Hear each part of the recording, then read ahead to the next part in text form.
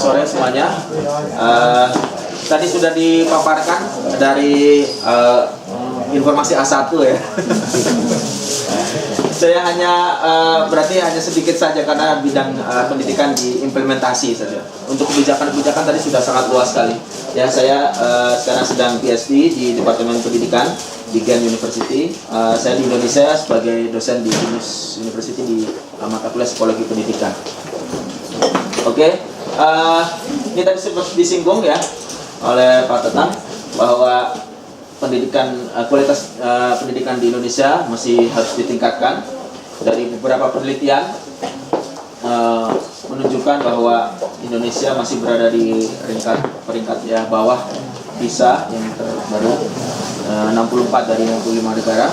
Tapi kita peringkat pertama. Paling bahagia ya. Jadi siswa paling bahagia di dunia Indonesia. Kenapa diukur paling bahagia saya nggak tahu. Dan apa korelasinya dengan mungkin secara emosi jadi lebih ini kayak lebih dreamo jadi lebih. Oke, dari survei yang lain juga The Rolling Book Report yang hasil penelitiannya di Global Index and Cognitive Skill and Educational Attainment 40 dari 40. UNDP ya, Human Development Index tadi sudah disinggung 121 dari 187 negara, meningkat ya 3 poin karena tahun sebelumnya 124 ya, ada peningkatan ya, ada peningkatan. Nah, kalau kita melihat yang angka-angka ini, peringkat ini sepertinya menyedihkan. Tapi sebetulnya prestasi anak bangsa ya di kancah internasional itu banyak. Hanya saja apa ya? Ya berpencar dan belum termanage ya. Ini contoh saja ya, kalau kita googling gitu ya. Juara pertama kompetisi di Paris, kemudian ini dari berbagai macam tahun banyak sekali ya. Di Polandia, di Jepang, ya, di Korea Selatan, di Tokyo, baik di bidang biologi, kimia, ya, fisika dan sebagainya. Yang terbaru ini kemarin ya, anak SMA Musi Banyuasin memenangkan Internal Science and Engineering Fair ya, bagaimana membuat kulkas tanpa flare dan listrik.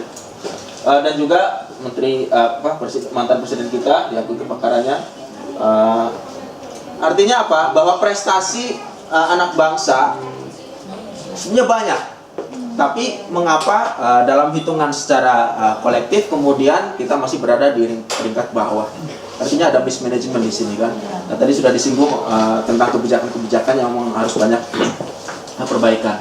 Nah, sekarang coba kita analisa pendidikan di Indonesia ya. Kekuatannya sesungguhnya potensi anak bangsa ya banyak tapi belum di-manage. Ya, kemudian jaringan anak bangsa di internasional juga besar ya. Kita PPI di setiap negara pasti ada, bahkan di setiap kota besar. Dan pasti merupakan anak-anak yang qualified ya, karena terseleksi. Diaspora Indonesia yang sedang digagas juga itu merupakan orang-orang hebat ya, yang menyebar di berbagai macam negara. Kelemahan-kelemahannya kebijakan pendidikan Indonesia yang cenderung tentatif, suka coba-coba, sering ganti pemerintahan, ganti kebijakan sehingga belum menetap sudah berganti. Baru saya dulu menjadi guru ya, baru ada penataran tentang kurikulum berbasis kompetensi. Baru ada penataran karena kan dari tingkat pemerintah pusat kemudian diturunkan diseminasi dan sebagainya, itu kan tahapan lama.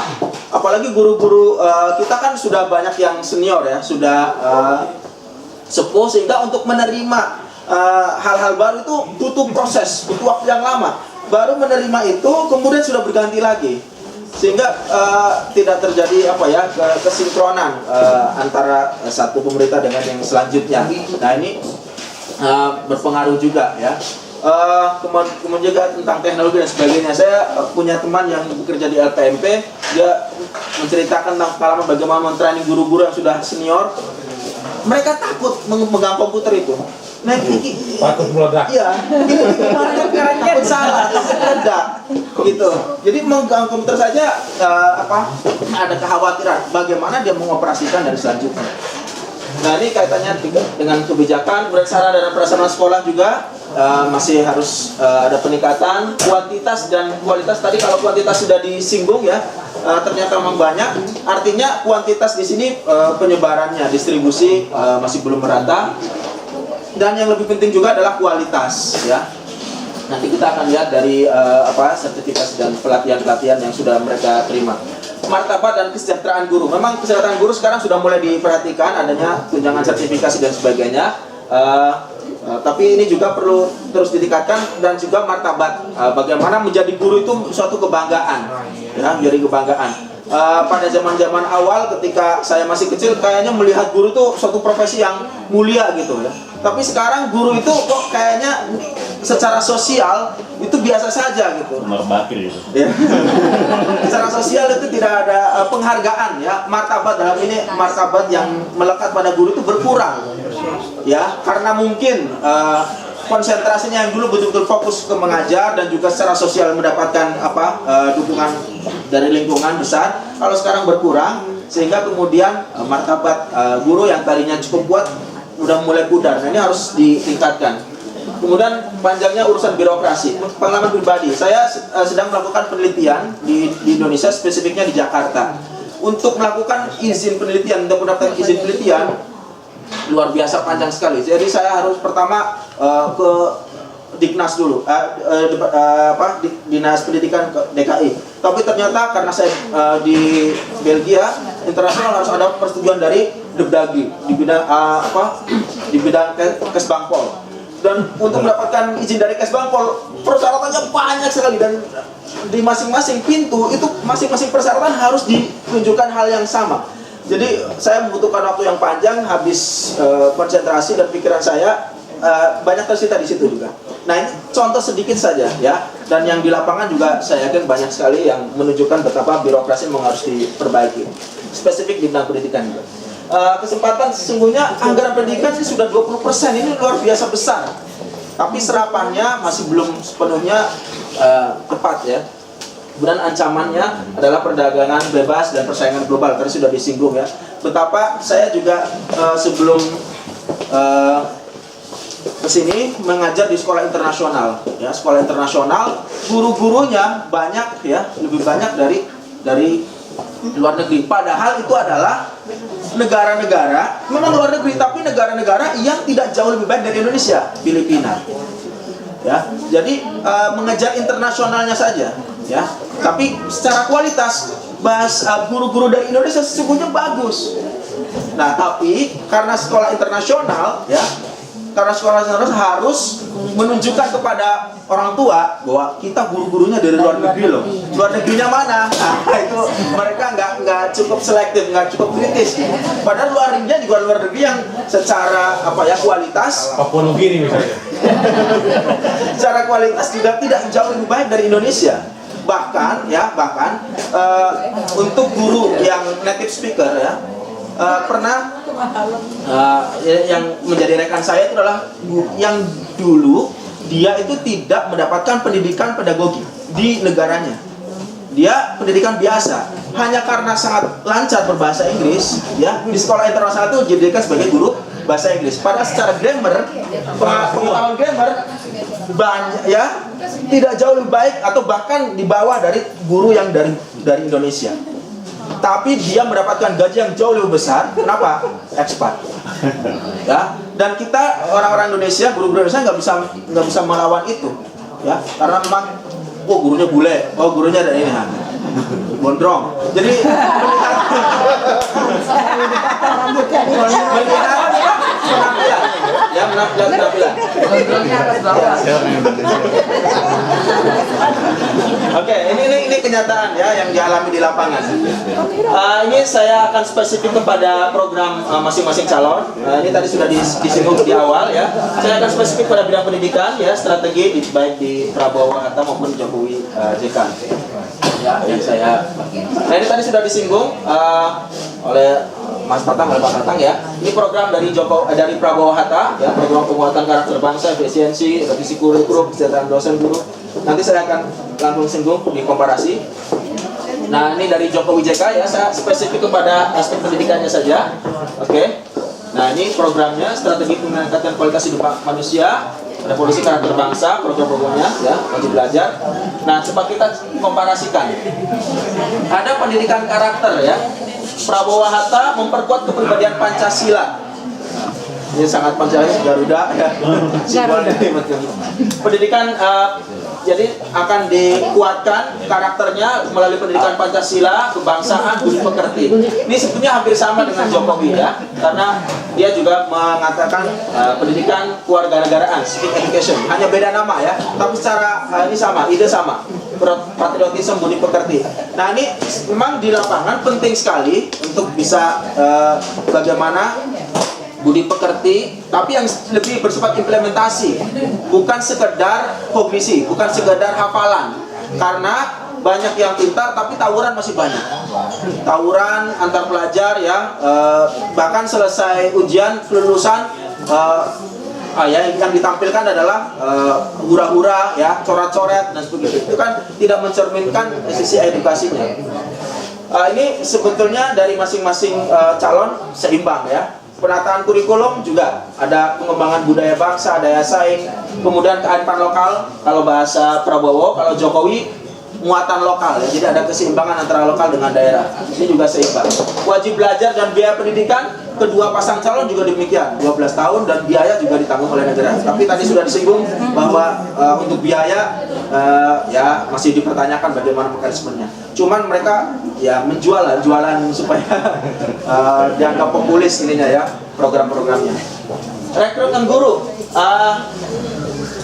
akan merekrut, tadi sudah disinggung, sebetulnya sudah cukup, hanya saja distribusi. Nah, ini penekanan pada Jokowi, ada penekanan pemerataan ya, karena memang mungkin dia sudah melihat bahwa ada ketidakseimbangan ya antara pusat dengan daerah ya. Saya dulu pernah menjadi guru di Transmigrasi di wilayah Musi Banyuasin.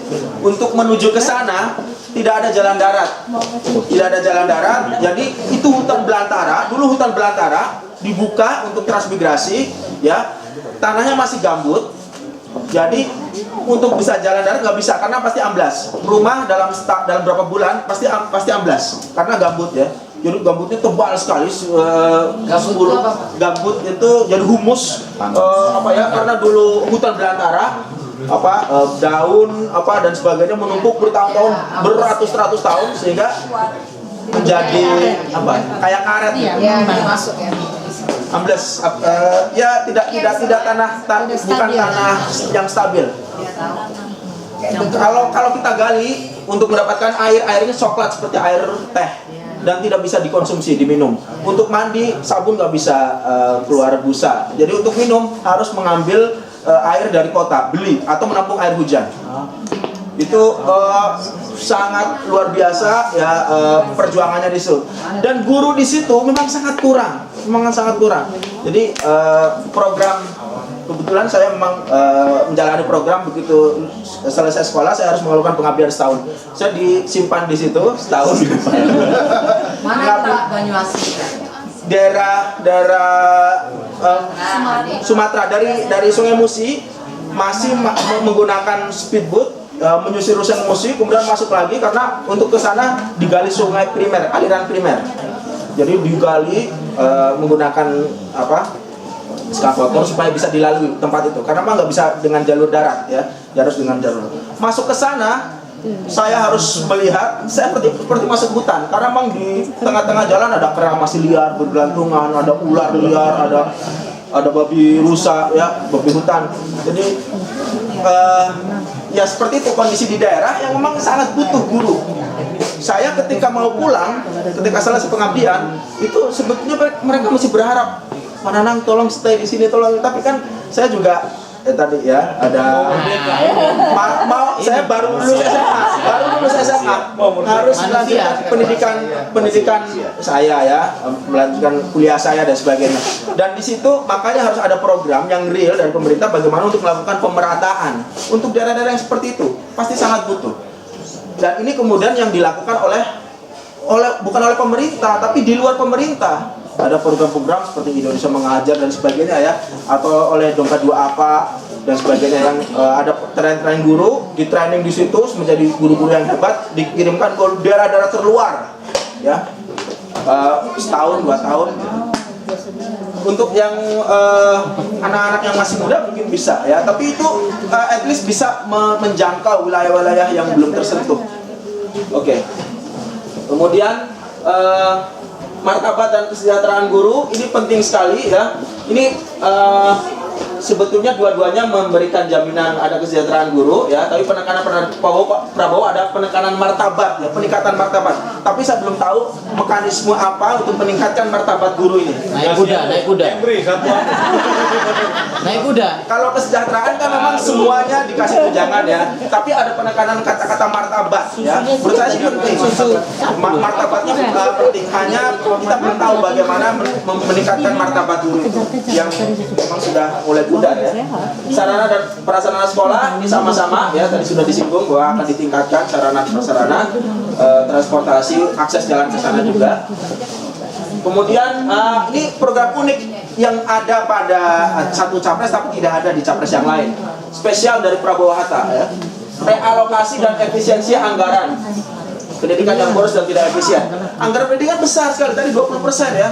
Tapi belum semuanya terserap, dan mungkin juga ada yang miss atau salah kamar gitu, ya. Salah kamar. Jadi dia kemana gitu, ya.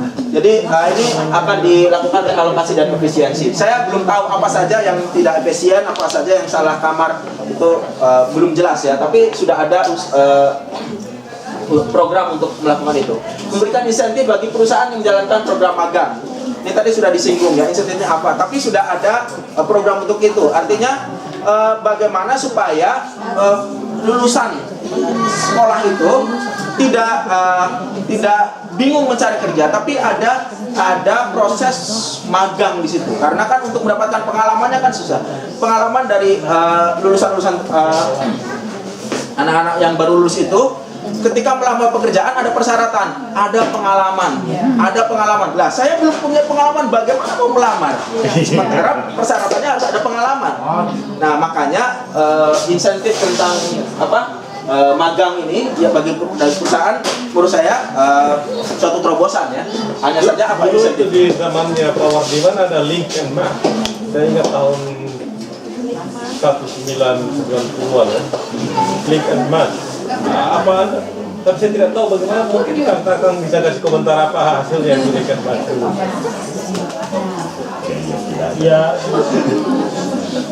Ya intinya sih sebenarnya ide di atas itu selalu bagus, tapi implementasi itu jauh. Misalnya link and match, jadi di bawahnya itu yang tidak nge-link and match. Nah, kalau apa? Karena kapasitas institusinya juga Kemdiknas itu kita nggak pernah tahu misalnya kapan ada rekrutmen Kemdiknas, gitu, ya. Biasanya guru teladan, jadi pejabat teladan, dia teladan itu untuk jadi guru, bukan untuk jadi direktur, gitu, ya. Nah, ada kesalahan. Terus misalnya ketika Pak Yahya bilang ini banyak tawuran, dia jadi menteri kan, terus karena banyak tawuran, ini anak-anak itu harus punya rasa lebih tinggi.